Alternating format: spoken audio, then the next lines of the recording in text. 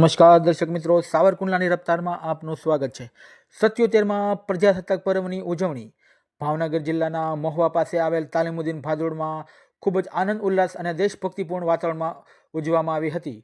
શેખ રેહાન દ્વારા કુરાને પાકની તિલાવતથી આ કાર્યક્રમની શરૂઆત કરવામાં આવી હતી। તેમજ ફ્લેગ હોસ્ટિંગની સેરેમની સુન્નત વલ જમાતના પ્રમુખ સૈયદ સાલેહ બાપુ અને મદ્રેસાના મોહસિન અને હમદર્દ એવા સલીમભાઈ બામુસા દ્વારા કરવામાં આવી હતી।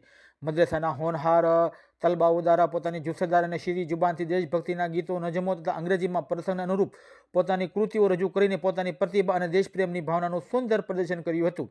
આ તકે ગામના સરપંચ શ્રી બટુકભાઈ કાતરિયા તેમજ ગ્રામ પંચાયતના અન્ય સભ્યોએ પણ ખાસ હાજરી આપી અને આ કાર્યક્રમને દીપાવ્યો હતો।